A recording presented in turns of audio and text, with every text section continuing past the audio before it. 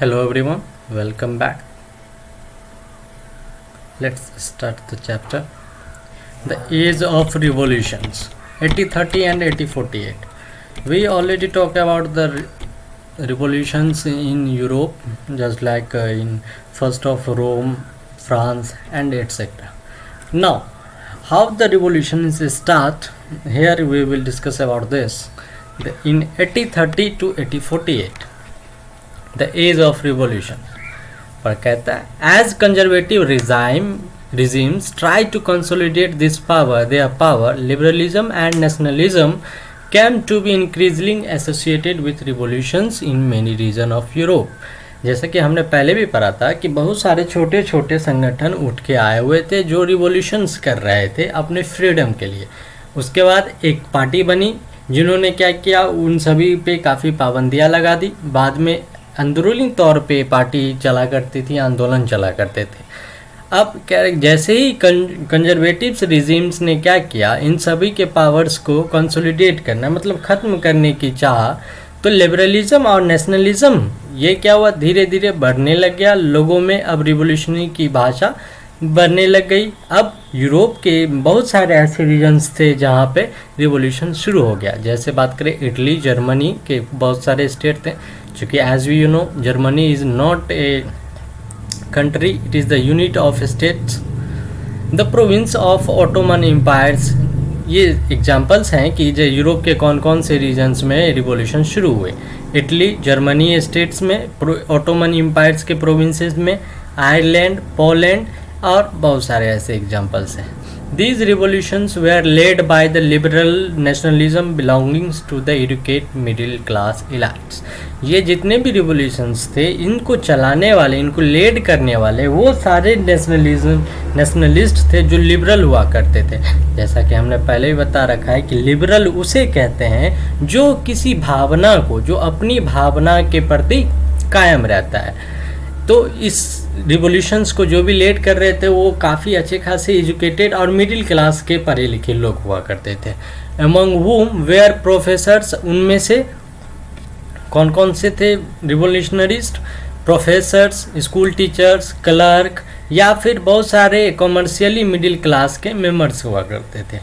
The first appeal took place in France, सबसे पहले यह आंदोलन शुरू हुआ फ्रांस में, जो कि जुलाई 1830 में शुरू हुआ. द बुर्बन किंग, एक वहाँ के एक प्रोविंस के किंग हुआ करते थे, Bourbon king, who had been restored the power during the conservative reaction after 1850.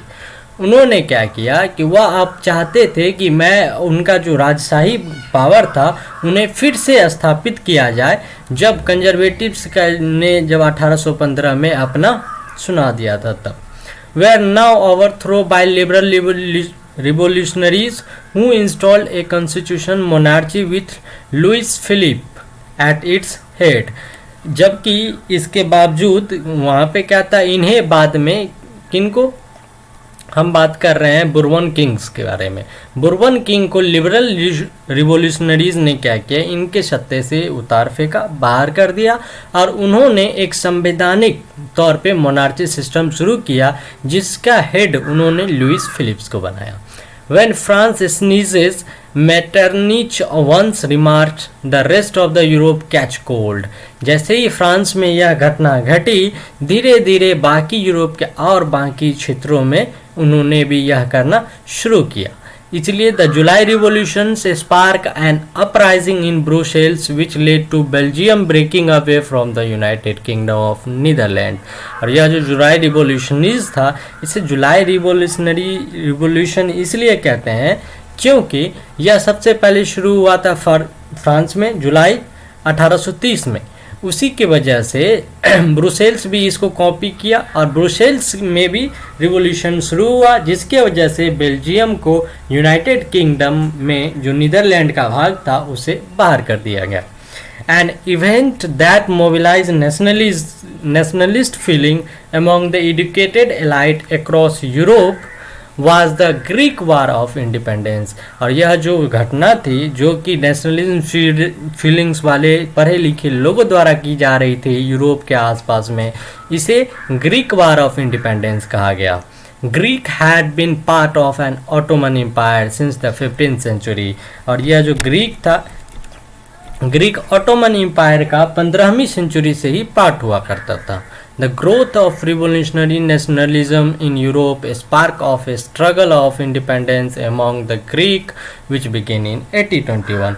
यह जो रिवोल्यूशनरीज का ग्रोथ था, नेशनलिज्म की जो ग्रोथ था यूरोप में, वह धीरे धीरे फैलने लग गई as a struggle of independence के तौर पर ग्रीक्स के अंदर, और यह 1821 से शुरुआत हुई। Nationalists in Greece got support from other Greeks living in exile and also from many West Europe who had sympathies for ancient Greek culture। तो ये जो राष्ट्रीय भावना जो ग्रीक्स के रहने वाले राष्ट्रीय जनता जो थी, इसी के बहुत सारे और ग्रीक्स के रहने वाले या ग्रीक्स से बाहर रहने वाले बहुत सारे पश्चिमी यूरोप के जो भी कंट्रीज़ के जो भी लोग थे, वह क्या इनके प्रति उनकी सिंपैथी रहती थी कि वह क्या चाहते थे कि पुराने ग्रीक कल्चर को बढ़ाया जाए और उन्हें बचाया जाए।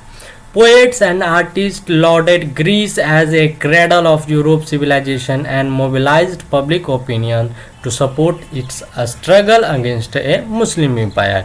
और वहाँ के जो कवि या फिर जो भी चित्रकार, कोई भी कला से संबंधी जो भी आदमी हुआ करते थे, वो हमेशा ग्रीस को इस तरीके से प्रदर्शित करते थे कि वह क्रेडल हुआ हो यूरोप सिविलाइजेशन का। मतलब यूरोप में जो भी सिविलाइजेशन चल रही है उसकी सबसे आधारभूत इकाई ग्रीस से शुरुआत हुई, और वह उनके सपोर्ट करते थे ग्रीस वालों को to struggle against the Muslim empire. The English poet Lord Byron organized funds and later went to fight in the war. English एक पोएट का एग्जाम्पल यहाँ दिया हुआ है, लॉर्ड बायरन। इन्होंने क्या किया, लोगों से फंड्स पैसे जुटाए और बाद में उसे लड़ाई में मतलब फाइट इन द वार में खर्च किया और खुद भी उसमें चले गए। Where he died of fever in 1824। और बाद में उनकी मौत बुखार की वजह से 1824 में हो गई। और अंततः treaty of Constantinople of 1832 recognize Greece as an independent nation. और उसके बाद इनके मरने के बाद 1832 ईस्वी में एक ट्रीटी हुई कॉन्स्टेंटिनोपल के नाम से, जिसके बाद ग्रीस को एक इंडिपेंडेंट नेशन घोषित कर दिया गया, रिकॉग्नाइज कर लिया गया। तो ये समरी थी। And now the romantic imagination and the national feeling. यहाँ पे हम रोमांटिक की बात प्यार मोहब्बत की नहीं करेंगे। रोमांटिक मतलब होता है कि नेशंस के प्रति अपनी भावना। The development of nationalism did not come about only through wars and territory expansion. कि लोग के मन में राष्ट्रीयता की भावना सिर्फ इसलिए नहीं आई ताकि उन्हें लड़ाई करना था या फिर फ्रीडम होना था या फिर अपने टेरिटरी को बढ़ाना था, बल्कि culture played an important role in the creating the idea of nation. बल्कि वह उनकी जो संस्कृति थी वह भी उनके फ्रीडम में काफ़ी बड़ा महत्वपूर्ण भूमिका निभाती थी। जैसे कला, कविता, कहानियाँ, गाने और help express the shape nationalism film. और इन सभी की मदद से ये अपनी राष्ट्रीयता की भावना को प्रदर्शित करते थे। Let us look at the Romanticism, a culture movement which sought to develop a particular form of national sentiment। अगर हम रोमांटिसिज्म की तरफ देखेंगे तो यह एक सांस्कृतिक मूवमेंट था, सांस्कृतिक तौर तरीका था जिससे साउथ टू डेवलप, जिससे लोग में राष्ट्रीयता की भावना को प्रदर्शित किया जाता था। Romantic artist and poet generally criticize the glorification of reason and science and focus instead on emotions, institutions and mystical feeling। इसके जो भी पोएट हुआ करते थे, वो रोमांटिक्स आर्टिस्ट जो भी हुआ करते थे, वह ज़्यादातर रीजन और साइंस को क्रिटिसाइज करते थे, मतलब उसकी बुराई करते थे। वह सिर्फ भरोसा रखते थे अपने इमोशन को प्रदर्शित करना, अपने वो जिस संस्था को मानते हैं, जिस फीलिंग्स को वो चाहते थे एक्सप्रेस करना, उस पे ज़्यादा वो फील करते थे। Their effort was to create a sense of shared collective heritage, a common culture past as the basis of nation. उनकी जो इफोर्ट थी, मतलब उनकी जो भी मेहनत थी, वो हमेशा चाहते थे कि लोगों में इकट्ठे तौर पे यह भावना जगाया जाए कि उनकी जो संस्कृति है, जो उनकी पौराणिक संस्कृति है, उन्हीं के बेसिस पे उनके नेशन को पहचाना जाए। Other romantic such as the German philosopher John Gottfried Herder, यहाँ पे एक दूसरे रोमांटिक्स की बात कर रहे हैं, या भी एक कल्चर को, अपने कल्चर को प्रमोट करते थे। वह जॉन गॉटफ्राइड हर्टर थे। Claim that true German culture was to discover among the common people. वह यह बताते हैं कि उनका यह कहना है कि हमेशा जो असली जर्मन कल्चर को अगर हमें देखना हो तो वह हम अपने सामान्य लोगों में देखते हैं, जिसे डैश वॉक कहते थे। It was through folk songs, और उसे हम किस तरीके में देख सकते हैं, जो उनकी सांस्कृतिक कला गाने थे, पोइट्री थे, डांसेस थी, and true spirit of the Nations, और अपने देश के प्रति जो उनकी भावनाएं थी देशभक्ति की, उसमें वाज पॉपुलराइज्ड, वह काफ़ी लोकप्रिय हुई। So collecting and the recording this form of folk culture was essential to the project of nation building. तो इस तरीके के जो भी काम उन्होंने किया है, फोक कल्चर जो भी उनकी संस्कृति थी, उनसे वह अपने राष्ट्र को बनाते थे। The emphasise on vernacular language and the collection of local folklore was not just to recover an ancient nature spirit but also to carry the modern nationalist message to large audience who were mostly illiterate। उनके जो सबसे ज़्यादा महत्वपूर्ण चीज़ थी कि वह हमेशा vernacular language पे ज़्यादा, वर्नैकुलर लैंग्वेज की तरफ ज़्यादा ध्यान देते थे। वर्नैकुलर लैंग्वेज मतलब होता है कि उनकी जो पौराणिक भाषा है उसके तरफ, और वह अपनी पुरानी जितनी भी कला संस्कृति है उनके तरफ ज़्यादा ध्यान देते थे, और वह चाहते थे कि उनकी जो पौराणिक राष्ट्रीयता की भावना लोगों में थी वह उन्हें फिर से जगाए, न सिर्फ इसलिए कि ताकि लोगों के प्रति राष्ट्रीयता की भावना जगे, बल्कि इसलिए भी ताकि आज के जो नए युग के जो भी लोग हैं उनके बीच में यह संदेश पहुंच सके, और जो कम पढ़े लिखे हैं उनके बीच में भी यह राष्ट्रीयता के संदेश पहुंच सके। This was specially show in the case of Poland, यह ज़्यादातर पोलैंड के केस में देखा गया, which had been partitions at the end of the 18th century, जो कि 18th सेंचुरी के लास्ट में बंटवारा में बांट गया, बाय द ग्रेट पावर, जो कि अगर हम बात पोलैंड की करेंगे तो as we know Poland divided into 3 parts, Russia, Eurasia and the Austria. As we know, Eurasia is the border of Russia and Europe, and Russia and Austria, we know Austria in Europe. Even through Poland no longer existed as an independent territory, लेकिन इसके बावजूद कि Poland अभी भी एक स्वतंत्र राष्ट्र के तौर पे नहीं उभरा था, national feelings were kept alive through music and language, उसके बावजूद वहाँ पे लोगों में राष्ट्रीयता की भावना गाने और उनके भाषा के तौर पे मौजूद थी।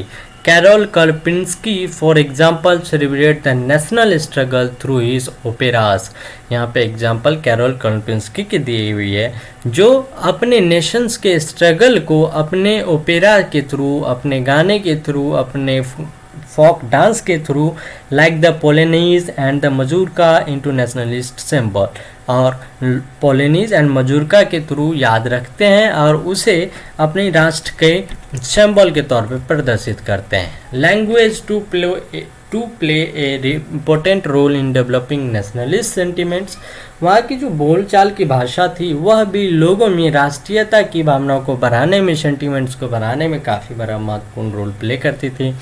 आफ्टर रशिया ऑक्यूपेशन, जब रशिया ने ऑक्यूपाई कर लिया, मतलब कब्जा कर लिया, द पोलिश लैंग्वेज वा forced out of the school, तब पोलिश लैंग्वेज को स्कूलों के पढ़ाई से बाहर कर दिया गया, रशियन लैंग्वेज को वहाँ पे डाला गया, मतलब वहाँ पे अब यह पाबंदी हो गई कि अब सिर्फ रशियन लैंग्वेज को पढ़ा जाएगा। इन 1838 an armed rebellion against Russian rule took place which was ultimately crushed। 1831 ईस्वी में रशियन रूल्स के खिलाफ एक आर्म रिविलियंस चला, मतलब एक सत्याग्रह चला, जिसकी वजह से फिर बाद में रशियन रूल्स को ख़त्म कर दिया गया। फ्लोइंग दिस, इसी तरह many member of clergy in Poland, बहुत सारे लोग जो पोलैंड के क्लर्जी के मेंबर हुआ करते थे, began to use language as a weapon of national resistance. वो क्या करने लगे, अपनी पोलैंड की जो खुद की भाषा थी उन्हें अपने राष्ट्रीयता, देश की लड़ाई के तौर पे, हथियार के तौर पे यूज करने लगे। Polish was used for church gathering and all religions instruction। अब वह पॉलिश लैंग्वेज को लोग भगवान को प्रे करने के लिए, या फिर सिर्फ चर्च में ही नहीं और दूसरे जगह जो भी धर्म के लोग मानते थे वहाँ पे पॉलिश लैंग्वेज में भगवान को प्रे किए जाते थे।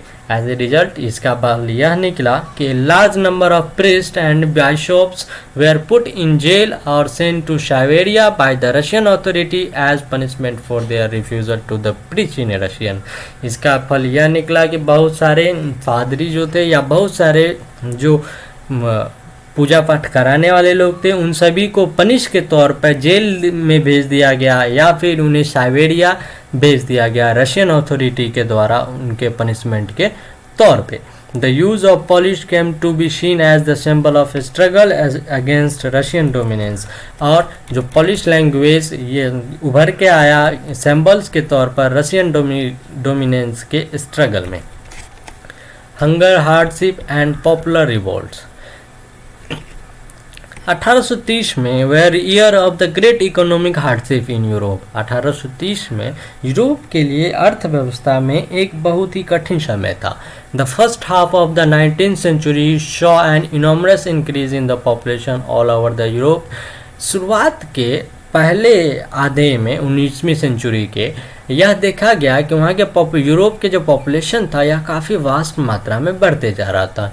इन मोस्ट कंट्री, ज़्यादातर देशों में there were more seekers of jobs, वहाँ पे नौकरी की कमी होने लगी, लोग ज़्यादा अनएम्प्लॉयमेंट होने लगे। Population from rural areas migrate to the city to live in over crowd slums.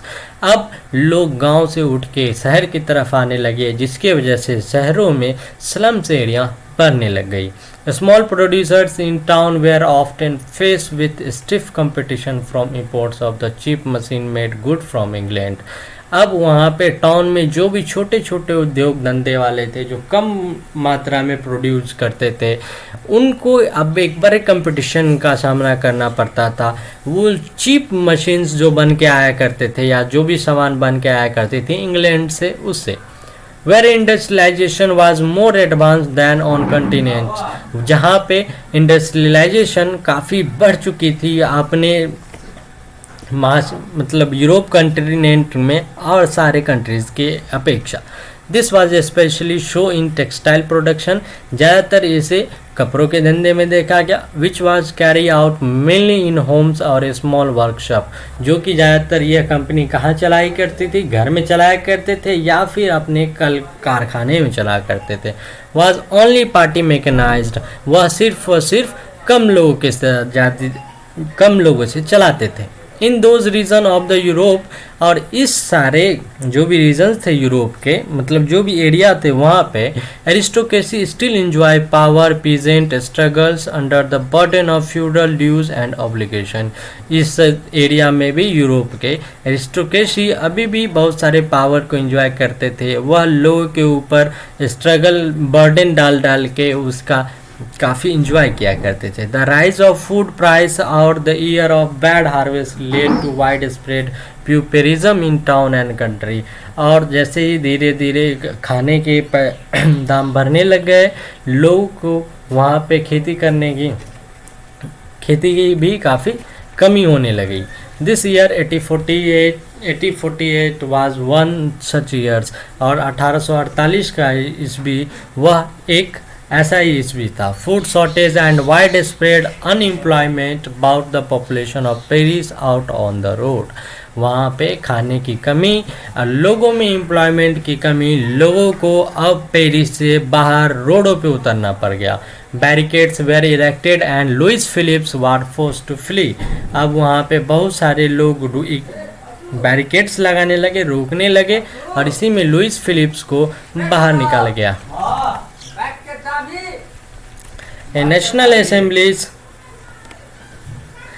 A national assembly proclaimed a republic granted suffrage to all adult males above 21. वहाँ के जो नेशनल असेंबलीज थे उन्होंने क्या किया, जितने भी 21 से एवं वाले मेल्स थे उन्हें रिपब्लिक ग्रांट सफरेज कर दिया, मतलब उनको आज़ादी दे दी कि and guarantee the right to work, और उनके यह आश्वासन दिया कि उन्हें काम मिलेगा। National workshop to provide employment were set up, और वहाँ पे राष्ट्र की तरफ से एक कारखाना खोला गया और जिसमें लोगों को एम्प्लॉयमेंट देने की बात की गई। अर्लियर इन 1845, इससे 1845 से पहले weavers in the Silesia had led a revolt against contractors.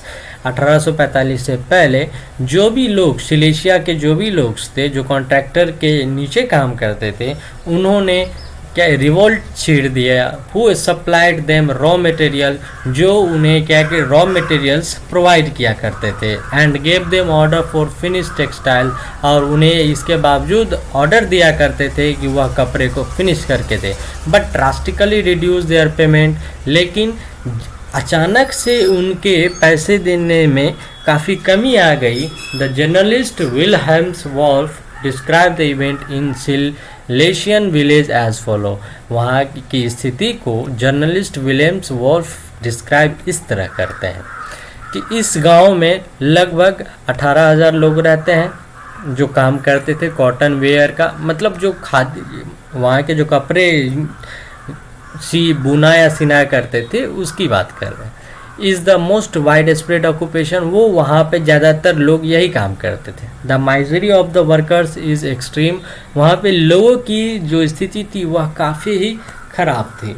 The desperate need for jobs has been taken advantage of by the contractor to reduce the price of goods they order.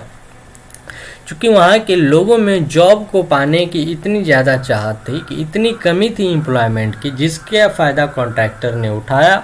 उन्होंने क्या किया, लोगों से goods जो कि order करते थे वह काफ़ी कम पैसे पे करते थे।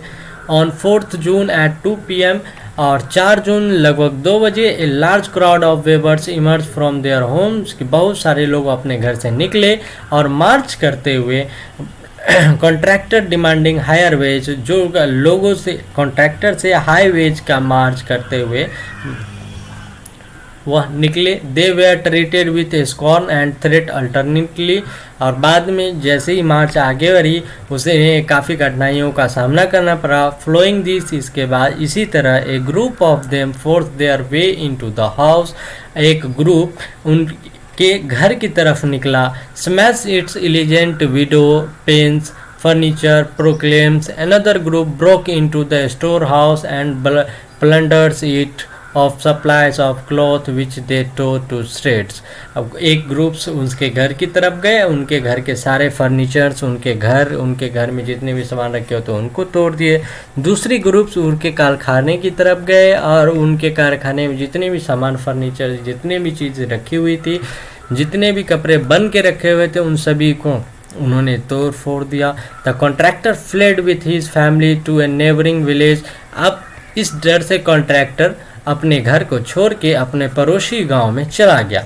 विच however refuse to shelter such a persons, लेकिन वहाँ पर भी ऐसे लोगों को रहने के लिए लोगों ने शरण नहीं दी। ही रिटर्न 24 आवर्स लेटर, 24 घंटे के बाद वह फिर से वापस आया। हैविंग रिक्वेशनाइज द आर्मी, और वो आर्मी के साथ आया। In the exchange that followed 11 weavers were shot, और वह जो आर्मी के साथ आया जिसका फल यह निकला कि उस आर्मी ने लगभग 11 वेवर्स को मार दिया।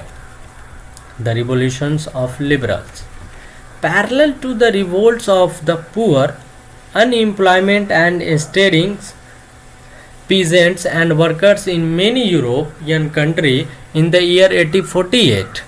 इसी तरह एक जो भी गरीब या फिर जो भी अनएम्प्लॉयड लोग थे इसी तरह का काम यूरोप के और दूसरे कंट्रीज में उसी साल 1848 ईस्वी में चला करता था। A revolution led by the educated middle class was underway. एक ऐसा ही रिवोल्यूशंस जो मिडिल क्लास लोगों, जो पढ़े लिखे मिडिल क्लास लोग थे, उनके द्वारा चलाया गया। इवेंट ऑफ फरवरी 1848, यह घटना 1848 फरवरी महीने की है, जब फ्रांस में about the abdication of the monarch and the republic based on universal male suffrage had been proclaimed। जब फ्रांस में यह देखा गया कि वहाँ पे जो सिस्टम मोनार्च सिस्टम चली करती थी और लोगों में काम करने के लिए सिर्फ मेल का सफरेज ज़्यादा हुआ करता था। In other part of Europes were independent nation states did not yet exist, जबकि दूसरे पार्ट्स, यूरोप के और दूसरे पार्ट्स में जो कि आज़ाद हो चुके थे, आज़ाद नेशन थे, वहाँ पे ऐसा नहीं था। जैसे Germany, Italy, Poland, Austro Hungarian empire. Men and women of liberal middle class combined their demands for constitutionalism with national unifications। जबकि यूरोप के और दूसरे एरियाज जैसे Germany, England, Poland, Austro Hungarian empire, यहाँ पे औरत और मर्द जो कि मिडिल क्लास के लोग से कंबाइन हुआ करते थे, आते थे, उन सभी के डिमांड्स को संवैधानिक तौर पर एक ही माना जाता था। They took advantage of the growing population unrest to push their demand for the creation of the nation state on parliament principle. उन्होंने क्या किया, लोग जैसे ही ग्रोइंग पॉपुलेशन था, उनके जो डिमांड्स थे उनको चूज किया एज कंपेयर टू द कि नेशनल स्टेट को बनाया जाए, वो भी जो उनके पार्लियामेंट्री प्रिंसिपल है उसके आधार पर। A constitutions, freedom of the press, freedom of associations, वहाँ पे यह तीनों स्टेप्स उठाया गया कि एक संविधान बनाया जाएगा और प्रेस को फ्रीडम दी जाएगी और साथ में एक फ्रीडम ऑफ एसोसिएशन बनाया जाएगा, मतलब एक फ्रीड पर्सनों का ग्रुप बनाया जाएगा।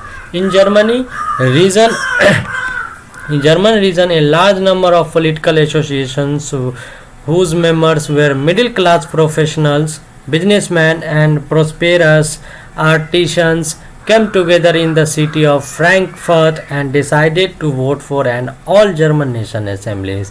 इसी जर्मनी रीजन्स में एक बहुत सारी बड़ी पॉलिटिकल एसोसिएशन, बहुत बड़ी राजनीतिक संगठन उभर के आई, जिसमें ज़्यादातर लोग मिडिल क्लास प्रोफेशंस के थे या फिर बिजनेसमैन हुआ करते थे या कोई आर्टिशन हुआ करता था। वो सारे एकजुट होकर फ्रैंकफर्ट पे आया, मतलब सामने आए और उन्होंने यह डिसाइड किया कि वो सभी अब वोट देंगे सिर्फ एक जर्मन नेशनल असेंबलीज बनाने के लिए, मतलब पूरे जर्मनी को एक करने के लिए। On 18 May 1488, 831 elected representative march in a festive procession to take their place in the Frankfurt parliament convent in the church of saint Paul. और 18 मई 1848 ईस्वी में लगभग 831 इलेक्टेड रिप्रेजेंटेटिव्स मार्च करते हुए फ्रैंकफर्ट पार्लियामेंट की तरफ से चर्च की तरफ सेंट पॉल चर्च की तरफ निकले। They drafted a constitutions for a German nations to be headed by monarch subjected to the parliament. उन्होंने कॉन्स्टिट्यूशंस को ड्राफ्ट किया, मतलब एक कॉन्स्टिट्यूशंस की प्रीति बनाई जिससे जर्मन नेशंस के लिए जो मोनार्ची सिस्टम जो हेड कर रही थी उसके प्रति। When the deputies offered the crown on these terms to Friedrich Williams IV, king of the Prussia, जब यह बातें जो ड्राफ्ट बनी थी, संविधान बने हुए थे, उन्हें जब फ्रेडरिच विलियम्स 4 के पास जो कि प्यूरेशिया के राजा थे उन्हें दिखाया गया, ही रिजेक्टेड, उन्होंने इसे रिजेक्ट कर दिया and join other monarch to oppose the elected assembly. और उन्होंने बाकी दूसरे जो भी मोनार्ची सिस्टम, मतलब जो भी राजाशाही होते थे जो अपोजिशंस में होते थे इलेक्टेड असेंबली के, उनके ज्वाइन कर लिया। Will the oppositions of the aristocracy and the military becomes stronger, चूँकि एरिस्टोक्रेसी और मिलिट्री काफ़ी धीरे धीरे मजबूत होती चली गई। The social basis of parliament eroded अब जो सामाजिक तौर पे संविधान बनाने की सभा बनाने की ये बात थी वह अब खत्म होने लगी। The parliament was dominated by the middle class who resisted the demand of workers and artisans and consequently lost their support। और वह जो पार्लियामेंट्स जो कि ज़्यादातर मिडिल क्लास लोगों से भरा पड़ा था, उनके डिमांड्स जो वर्कर्स के लिए जो होते थे या आर्टिस्ट के लिए जो भी वर्कर्स होते थे वह अब धीरे धीरे लोगों का सपोर्ट खोने लग गए। In the end troops were called in and the assembly was forced to disband. और अंततः लोगों के ट्रूप्स के द्वारा इन्हें बाहर कहा गया कि वह अब अपने असेंबलीज को बंद कर दें। The issue of extending political right to women was a controversial one within the liberal movement. और यह जो घटना थी, यह जो इश्यूज थे, यह धीरे धीरे राजनीतिक रूप लेने लग गई कि औरतों का जो सम्मान है, औरतों का जो अधिकार है, यह धीरे धीरे अब लोगों में कंट्रोवर्शियल बनने लग गया। In which large number of women had participate actively over the year. और इस मूवमेंट में बहुत ज़्यादा मात्रा में औरतें उभर के आई और इसमें पार्टिसिपेट करने लगी। Women had form their own political associations. अब औरतें खुद से एक अपनी सभा बनाने लग गए। फाउंडेड न्यूज़पेपर और न्यूज़पेपर की स्थापना की। Taken part in the political meeting and demonstration. अब वह पॉलिटिकल मीटिंग राजनीतिक सभाएं में पार्टिसिपेट करने लगी। Despite this they were denied. इसके बावजूद कि उन्हें रोका गया था। Suffrage right during the election of the assemblies. कि इन सब के बावजूद when the Frankfurt Parliament convened in the Church of St. Paul, women were admitted only as observers to stand in the visitors gallery।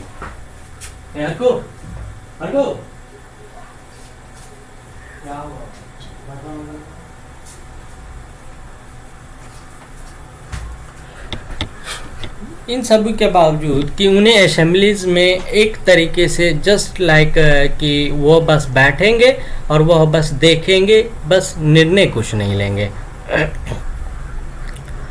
Through conservative forces were able to suppress liberal movement.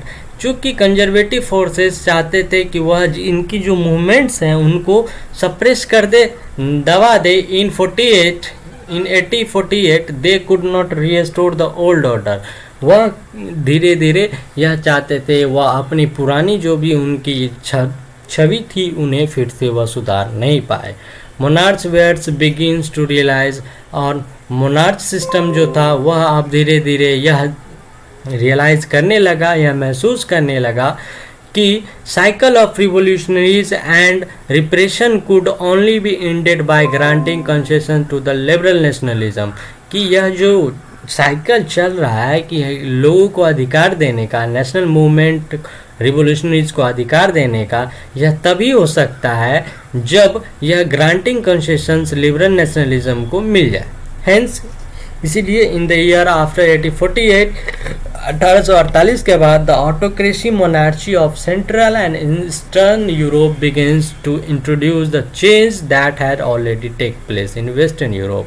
इसीलिए central और eastern Europe के में जो भी autocracy मोनार्चीज थे वह अब ऐसे काम करने लगे, ऐसे बदलाव करने लगे जैसा कि पहले ही पश्चिमी यूरोप में आ चुका था 1815 के पहले। Thus, serfdom and the bonded labor were abolished both in the Habsburg domination and in Russia। इसी के वही कारण सर्फडम और बॉन्डेड लेबर जो भी थे उन्हें अब एबॉलिश कर दिया गया, मतलब ख़त्म कर दिया गया दोनों हब्सबर्ग डोमिनेशन और रशिया से। द Habsburg rules granted more autonomy to the Hungarians in 1867। और यह जो हब्सबर्ग रूलर थे इन्होंने ज़्यादा और ज़्यादा पावर ऑटोक्रेसी हंगेरियन को 1867 में दिया। End of this chapter.